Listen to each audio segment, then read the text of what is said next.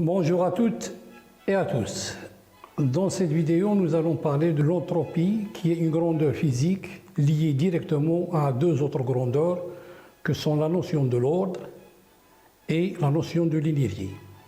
Sur cette figure, je vous propose l'eau, qui est un composé moléculaire formé par des molécules H2O dans les trois états de la matière.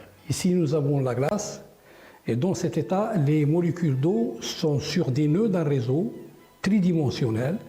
Donc, ils se trouvent les unes par rapport aux autres à des distances bien définies. Donc, c'est un état qui est ordonné et ça lui correspond à une température qui est trop basse. Lorsque l'eau fond, on obtient l'eau liquide. Dans cet état-là, les molécules ils sont beaucoup plus désordonnées, beaucoup plus libre. Il y a un degré de liberté supérieur à celui de la glace. Et à cet état correspond une température qui est largement supérieure à la première. Lorsqu'on chauffe davantage l'eau il s'évapore et on obtient de la vapeur d'eau l'état gazeux. Dans cet état-là, les molécules d'eau sont largement distancées, séparées par des distances, les unes par rapport aux autres, par des distances qui sont très très grandes. Et à cet état-là, nous avons une température qui est très très grande. Et dans ce cas-là, nous disons que l'ordre de la glace est supérieur à celui de l'eau, qui est à son tour supérieur à l'ordre entre les molécules dans l'état vapeur.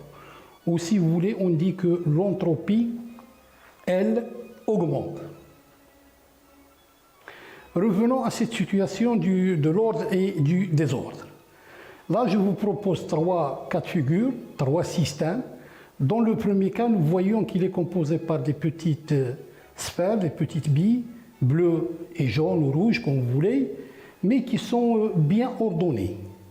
Par rapport au système numéro 2, à la deuxième situation, là où les molécules sont alternées et parfois on voit qu'il y a deux de même nature ou trois qui sont groupés quelque part. Donc dans la première situation, l'ordre du système 1 est largement supérieur à celui du deuxième système. Et donc on dit qu'en passant du premier système au deuxième, le désordre elle augmente et donc son entropie elle augmente. L'entropie c'est une grandeur qui mesure le désordre. Si je regarde le troisième système, là le désordre il est vraiment apparent. Et puisque l'entropie c'est une grandeur qui est liée au désordre, donc l'entropie du système 3 est supérieure à l'entropie du système 2, qui elle-même supérieure à l'entropie du système 1. D'un autre côté, comme je vous l'ai dit, l'entropie il est liée à cette notion d'énergie. Sur cette photo-là, nous avons donc deux objets, deux véhicules, étant donné qu'ils sont dotés d'une masse et ayant une vitesse, donc ils possèdent une énergie cinétique. Donc là, l'énergie elle est sous sa forme cinétique. Ce n'est pas l'unique forme qu'il peut prendre.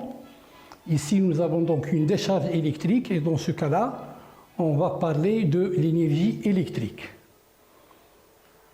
Ici, nous avons un sportif qui fait un saut en hauteur et donc lorsqu'il dépasse cette barre qui est là, sa vitesse, elle s'annule et donc il y a le travail de la gravitation, donc il va tomber sous l'effet de la gravitation et en cet instant-là, il possède une énergie qui est l'énergie potentielle et qui vaut sa masse multipliée par la hauteur multipliée par le coefficient G.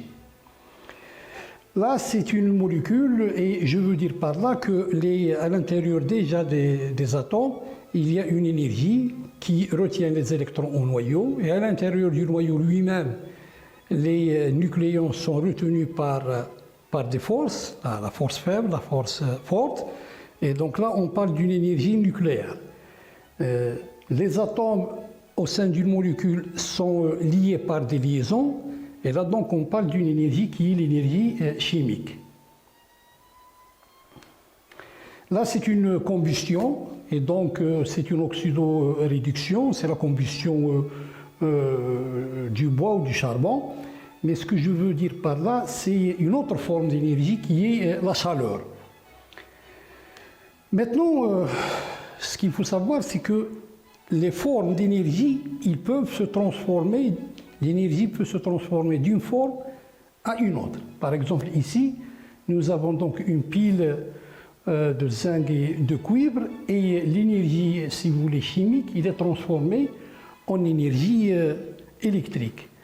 Dans le cas de cette figure, le sportif, avant de faire son saut, il vient avec une certaine vitesse, et puis hop, il fait son saut. Donc l'énergie cinétique qui se transforme en énergie potentielle, et arrivé à ce niveau-là, l'énergie potentielle se transforme en énergie cinétique. Il faut retenir que la seule forme d'énergie qui ne se transforme pas, c'est la chaleur. Donc ici, vous voyez, j'ai un pendule ici, et le pendule en oscillant, il y a transformation de l'énergie cinétique qui est maximale ici en énergie potentielle, et l'énergie potentielle du système, il est maximal ici. Et dans tous les cas, si je considère que mon système est isolé, l'énergie totale est conservée, mais ça n'empêche pas que l'énergie cinétique se transforme en énergie potentielle, l'énergie potentielle se transforme en énergie cinétique. On voit bien sur ce schéma-là le cas d'une balle de tennis qui frappe le sol, et donc en cet instant-là, toute l'énergie totale, l'énergie mécanique, il est, avec le rebond, il est purement cinétique, et en augmentant, elle va perdre de l'énergie cinétique et gagner de l'énergie potentielle, jusqu'à cet instant-là où toute l'énergie s'est transformée en énergie potentielle. Donc voilà, nous pouvons dire que pour un système qui est isolé, l'énergie totale d'un système isolé est une constante. Donc je symbolise avec cette barre qui est là, et les différentes couleurs, ils représentent les différentes formes d'énergie, la chaleur en noir, et les autres couleurs, ils peuvent correspondre à l'énergie chimique, l'énergie potentielle, l'énergie cinétique, l'énergie électrique, etc. Alors, ce qu'il faut savoir, c'est que l'énergie qui est convertible en d'autres formes d'énergie, on va l'appeler l'énergie utile. Donc, par exemple, l'énergie électrique, c'est une énergie qui est utile, l'énergie cinétique, la seule forme qui n'est pas utile, c'est la chaleur. Autrement dit, la chaleur ne peut pas se transformer en énergie électromagnétique, ou électrique, ou cinétique, ou potentielle. Et donc, l'énergie utile, c'est une énergie qui peut créer, si vous voulez, un travail. Donc, soit vous dites c'est une force fois un déplacement, ou vous dites c'est une pression qui s'exerce sur un volume. Donc, toute forme d'énergie qualifiée d'énergie utile, il peut engendrer un travail, exception faite pour la chaleur. Donc voilà, mon énergie, ça c'est mon système. Et donc une fois mon système est isolé, le premier principe de la thermodynamique, il nous dit que son énergie totale est une constante. Et donc si je parle en termes de chaleur et d'énergie utile, que les thermodynamiciens appellent énergie libre, donc à tout instant, l'énergie du système qui est constante, il est égal à la chaleur plus l'énergie libre. Et donc alors, ce qui peut se passer, c'est que puisque cette énergie libre est composée de toutes les formes convertibles, lorsqu'on abandonne un système isolé à lui-même, au cours du temps, les différentes formes d'énergie peuvent se transformer en d'autres formes, mais à partir du moment où ils se transforment en chaleur, on voit que l'énergie libre, au cours du temps, l'énergie libre, il va diminuer, et la chaleur du système, il va augmenter. Et donc, à tout instant, on peut écrire que l'énergie totale est égale à la chaleur plus l'énergie libre. Donc, en tout moment, cette égalité, il est vrai, et sachant qu'au cours du temps, si nous considérons le paramètre temps, un système isolé, à lui-même, on voit que c'est la chaleur qui va prendre, avec le temps, qui va prendre le dessus. C'est-à-dire que l'entropie, il va, si vous voulez, augmenter. Pourquoi? Parce que tout simplement, la chaleur, c'est le produit de la température du système avec son entropie. Donc là, au fur et à mesure, je répète encore une fois, si je prends un système qui est isolé et que je l'abandonne à lui-même, tout en restant isolé, son énergie libre ne peut que se transformer avec le temps en chaleur, et cette forme d'énergie n'est pas convertible. Donc la chaleur, il va augmenter, autrement dit, son entropie, elle va augmenter.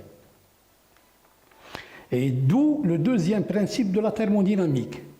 L'entropie d'un système isolé ne peut qu'augmenter. Et l'évolution spontanée d'un système se fait toujours avec augmentation de son entropie. Et donc voilà, il faut donc retenir deux choses. Cette grandeur d'entropie qui mesure le désordre et qui est reliée à l'énergie. Lorsqu'on prend un système isolé, son énergie totale est une constante. Et il se trouve que cette énergie peut être sous différentes formes. À côté de la chaleur, d'autres formes qui sont convertibles, qu'on appelle l'énergie libre. Un tel système abandonné à lui-même, dans le temps, son évolution ne peut que être au détriment de la conversion de l'énergie libre en chaleur. Et donc, un tel système, spontanément, abandonné à lui-même, son entropie ne peut qu'augmenter. Voilà, je vous remercie et à la prochaine.